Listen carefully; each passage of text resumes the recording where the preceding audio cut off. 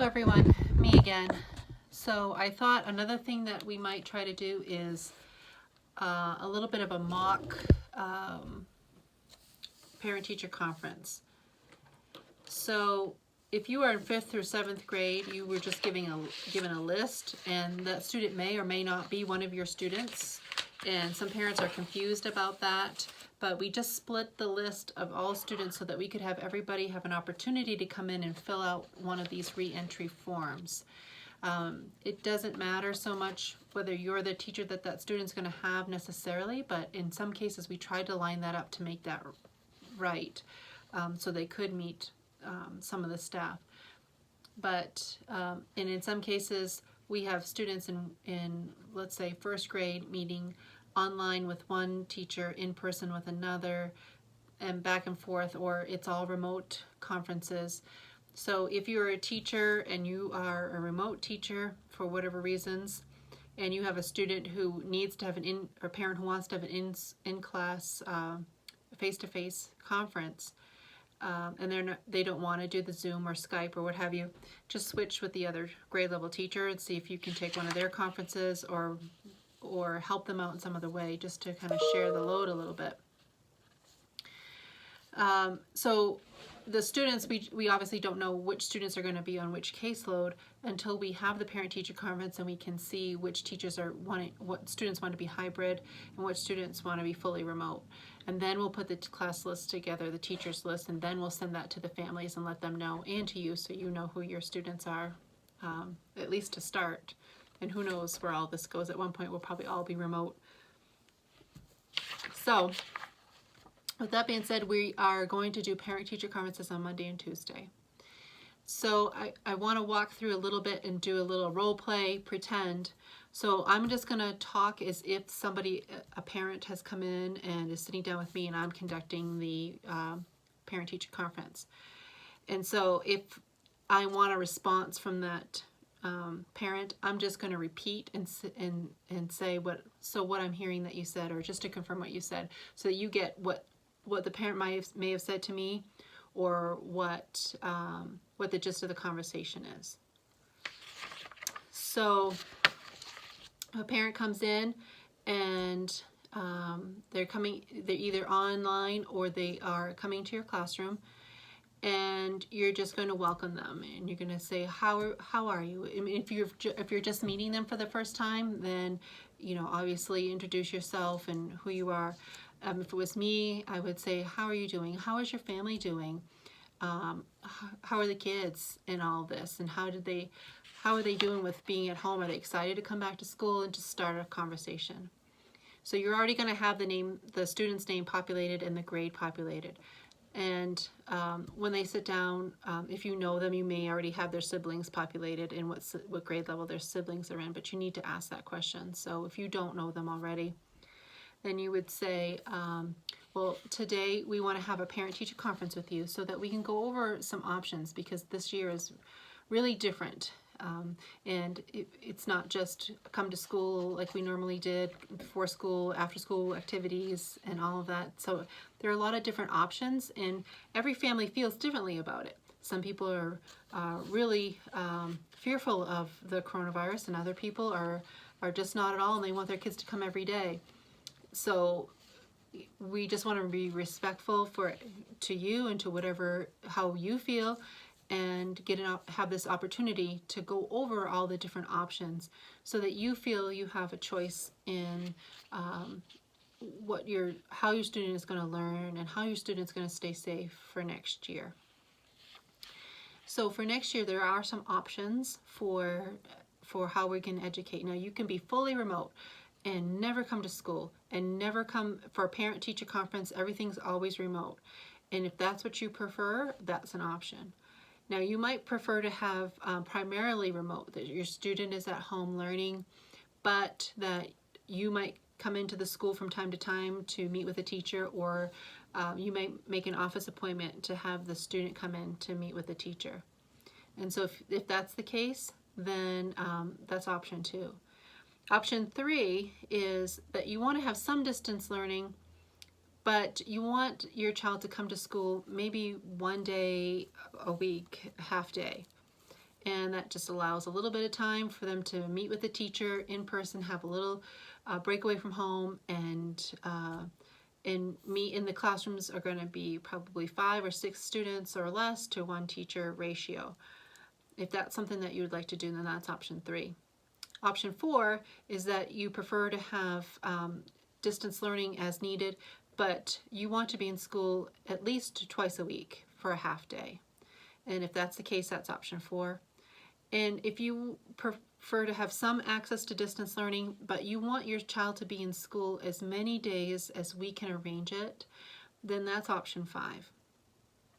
The number of days that we can arrange it depends on how many students want to be in school and how many are fully remote. The more students that are fully remote, then the more time we have available for students who'd like to come into school and work here at school. But all of that depends obviously on how many parents choose one of those, the option of being fully remote. And so we would talk about that a little bit, and so the parent might ask me a question, and I would say, okay, from what I'm hearing from you is you're still a little concerned, and perhaps that might mean that you want to be primarily remote and for right now, and have the teacher do Zoom calls. Is that correct? And the parent would say yes or no.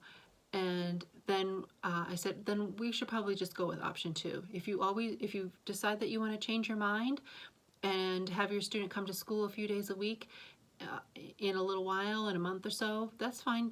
You just give Ms. Hillick a call and we'll work out those details. Or they may say, I want my child to come to school, and so I would say, so what I understand is you would like your child here at least twice a week, so that they could, for half a day, so that they could do some if not most of their literacy and math work here at the school. Is that correct? Is that what you would like to do? If that's the case, then you would choose number 4. And so then I'm going to move on to the next section and say, so if you've chosen some time to be in school, 1, 2, 3, 4 days a week, whatever they've decided. So you've chosen to have some in-time school. And so the days that we have available for in-school sessions are Monday, Tuesday, Thursday, Friday. Now, I can't offer you one day or the other, or to make a preference to say you'd like to have Mondays. What we're asking is that you tell us what days are options for you. So is it possible for your child to attend if we had a spot Monday, Tuesday, Thursday, Friday? Which days are available? Even if you only want 1 day a week or 2 days a week, what days could we make those days? Is it possible to do it on a Monday or Tuesday or Thursday or Friday? And then we also have this option for time. So we have a morning session, which goes 8:30 to 11:30. We have an afternoon session, which is 12:45 to 3:45. And we also, in limited options for some evening appointments from 4:30 to 7:30. We like to limit those because not every teacher is available for that, especially if they're already doing the day during the day. But if that's the only time that works for you, then we want to know that. And so parent chooses the options, parent chooses the option for time. So either way, if you are doing some time at school, or if you're doing everything at home, you need to have access to the internet in order to access the Canvas platform. So does your child need to have a Chromebook in order to be able to access the internet and do their online work? Then teachers just circle yes or no. We will work on the details of getting those Chromebooks to the parents. We're not going to deliver them on that day. And you don't need to fill out about the serial number and all that. We'll do that later. But we just need to know if the family needs. So the family says, no, we don't need a Chromebook. Okay, but and you're sure you have internet access? Yeah, we have internet access. Okay. And so from what I understand, you do not need any internet support, and you do not need a Chromebook, and you're all set for what you have, and you're ready to go. If that's the case, fill that out. Now the parent may say, no, I don't. Yes, I need a Chromebook, and our internet is not that great. And so do they have cell service? So do you need internet support? You could mark that yes. If yes, do you have cell service? And yes, we have cell service. Okay, we can offer you a hotspot, and you mark it on here on this paper, and then I then you'll forward it to me and I will take care of it. So, so if they do not have cell service and they do not have internet service, a hotspot will not help. And so the other options at that point are two options. We can download the material on a flash drive, which we will arrange for pickup and drop off, and that material will be already preloaded on the flash drive. Or you can opt to park in our parking lot if you have access to a chapter house or another organization that has internet service and you want to drive there and you use the Chromebook in that manner, that's fine too. Last resort is paper and pencil packets. But when we did our parent survey, a majority of our families said that they have some sort of access. And if they don't, then those are the options. Now, at any point, if this conference gets a little sticky and you feel like it's not going well and the parent's getting agitated, you can stop right where you are and say, let's loop in Miss Tillich. Let's walk down to the office and see if she's there and see if we can get her to help us sort through some of this. And I'm happy to do that. And if I'm busy at the time, ask the parent to just wait right there and I'll be with them as soon as I can. Or if they want to go, just email me and tell me this parent was having difficulty with some choices and I will handle that. So the next thing on the list is whether or not if they opt to have paper and pencil, which we really hope they don't, do they have a way of picking it up, or do they need me to come and drop it off at their house and pick up the old one? If they choose to come to school Monday, Tuesday, Thursday, Friday, what we're going to ask them is, do you have transportation to pick up and drop off on those days? And they say yes or no, or it's a little iffy. But most of the parents on our survey did say that they could pick up and drop off. If they do absolutely need, they have no means of transportation and they want their kids to come to school, then what is the address that we would be picking up the kids and dropping off? And what we'll do is talk with Gallup Express, which is our provider for transportation, and see if they have any availability to be able to help us with that. So we just collect the information and you can tell them that somebody will get back to them about that. You're not confirming yes or no that they can have transportation, you're just writing down that they need it. Meals. So over the summer and during the closure last year, parents could just drive up and pick up meals, and we did not need to have them prove that they qualify for free or reduced meals. But no such waiver has happened for this year, thus far, and so we have to operate under the assumption that parents will have to fill out the forms for free and reduced lunch. So I will have sent them one electronically, but we'll also have some for you teachers to hand to the parent. The parent fills that out and gives it to Mr. Bach. Now, they don't give it to you. Don't collect those forms. You're not supposed to see what families' incomes are and all of that. Those forms that are filled out for the application for free and reduced lunch should be confidential and brought straight to Kyle Bollock. So you can collect it from them, put it in a folder, and then you just deliver them to Kyle Bollock, or you ask them to drop it off themselves to Kyle Bollock, or they can scan it and email it to him. But you shouldn't be going through it with them.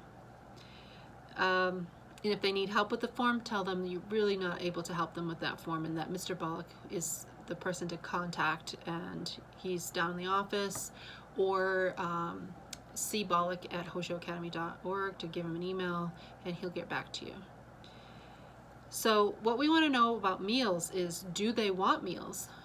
Meals will be provided to students. Breakfast will be in the classroom waiting for them if they come to school, or parents can drive through like they did all last summer up to the window and get their breakfast and lunch there. Students do not need to be with the parents. The parents may go and pick it up as long as they fill up the form and have qualified for free and reduced lunch, or parents can pay for breakfast or lunch if they want. I don't know that we'll have too many takers on that if we have a half day. So we just would need to know, do you want meals or not? And so what I understand is that you're going to provide your student with a lunch to bring to school. And then I would say, no, they don't need lunch. Or yes, they want lunch, they want meals. And so how many days a week and how many breakfasts and how many lunches do they want? You're going to fill that out. And they may say to you, well, I don't know until I find out if I qualify or not. And so you would just put down there pending, yes, 5 days a week pending approval of application. Otherwise, none. Next on the list is, do they want music lessons with Mrs. Neff? She has her studio downtown, and she is offering piano and guitar for K4 students, and our middle school students have been learning strings. And so if they want to learn violin or cello, she's going to provide that as long as school is open. So starting on September 8th, as long as some students can come to school, she will be providing those lessons. And do they want lessons, yes or no? So we can confirm that one way or the other. As a charter school, we're obligated to provide in our charter we said we're providing musical instruction. Parents can refuse it, but we need to offer it. So we want to make sure that we have on this form that we offered it. And this year they have a choice of 3 languages. Last year it was just 2. This year they have 3 languages. Do they want Navajo, Spanish, or French? And all languages are opened up to all age groups. So if a kindergartner wants this or that, just mark it. Finally, there's a spot here. It says, please share any questions or concerns or other needs that you may have for the year. Anything that comes up, and you can ask them specifically. So is there anything you'd like me to include there? And they may tell you. So what I understand is that you're particularly concerned about safety, or you're particularly concerned that students are wearing the mask and they're going to be too hot, and that you're worried about them overheating with the mask, or you're whatever their concerns are. If something has come up, jot it down. Sometimes parents will repeat things a few times and you know that that's really on their mind. Then you're going to put the date that you completed the form, and you have the parent sign it unless that's over the Zoom or phone, and you just write Zoom call and the time, or over the phone and the time. Then you're going to turn this in. The rest of it is going to be filled out by staff here in the office. So we'll pick up we'll fill it out so that they can have a schedule and figure out their class list and who their teacher is. So as soon as you get these forms completed, turn them up to me, in between your conferences if you have a break. So if you are doing in-school conferences, then Kyle Bollock will be around to talk to you about how we're going to disinfect and spray between guests. We're going to have signs up in the school directing parents where to go, so that there's very little bumbling about in the front and people getting too close and getting in each other's space. So we're going to try to direct people, ask people not to come early, come on time, so that we don't have people wandering about. And so if you have hopefully no more than 1 person in the hall and 1 person in your classroom, and then I think a number of parents will probably just opt for a Zoom call or a remote call. So I guess that's all that I can think of to share with you regarding the parent-teacher conference. So at this point, just making sure that it's clear that you're just representing the school, and you may or may not be the teacher who's assigned to that student, but you're just helping them fill out this form and listening to their concerns and documenting some things so that we can provide them with support. They may have a dozen questions about things like, well, how does that Canvas platform work? And what about this and what about that? You may not have the answers to all of the questions, and say, that's a good question. Why don't we ask Mrs. Hillick? Do you have her email address? Email her that question and she'll get it for you, and so that you just take yourself out of that loop and just have them talk to me directly, and maybe I can help answer those questions for them. So I hope this is helpful in getting through this parent-teacher conference. So me explaining all of this and going through it and talking about each detail, so far I've put 20 minutes on my phone, so that was about the length of this call. So I'm expecting that conferences should probably be about 15 minutes, and with a few minutes in between to wipe down and clean. Or if it's mostly Zoom, then back to back is fine.